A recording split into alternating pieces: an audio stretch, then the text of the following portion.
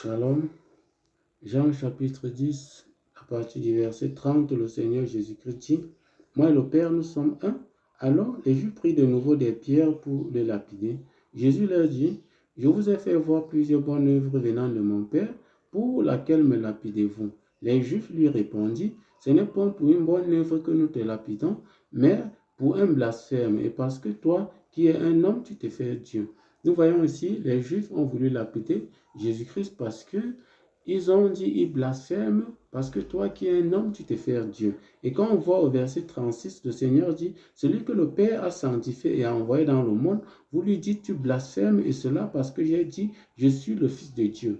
Donc nous voyons en quelque sorte, le Seigneur leur avait dit, je suis le Fils de Dieu, et ils ont dit, tu blasphèmes. Toi qui es un homme, tu te fais Dieu. Et nous, aujourd'hui, les chrétiens, nous acceptons que Jésus-Christ est le Fils de Dieu, mais nous refusons, nous renions sa divinité.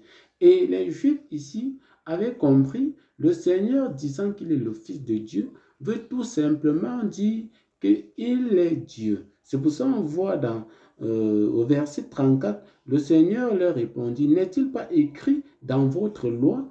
Donc, il dit dans votre loi, il dit, j'ai dit, vous êtes des dieux. Donc, ici, Jésus dit, n'est-il pas écrit dans votre loi, j'ai dit, vous êtes des dieux. Dans la loi, qui avait donné la loi au peuple d'Israël, c'est l'Éternel. Et le Seigneur Jésus-Christ leur fait comprendre ici que cette loi, c'est lui qui leur a dit dans cette loi que vous êtes des dieux. Et quand on parle dans Somme 82, le verset 6, c'est là où le Seigneur dit, vous êtes des dieux, vous êtes des fils du Très-Haut.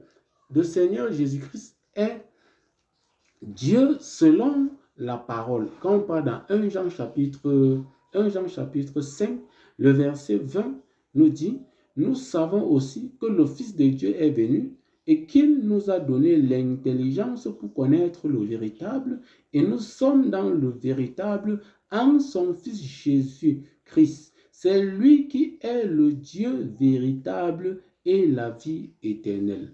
Jésus-Christ est le seul et l'unique véritable Dieu, et en dehors de Jésus-Christ, il n'y a point d'autre Dieu selon la parole. Shalom.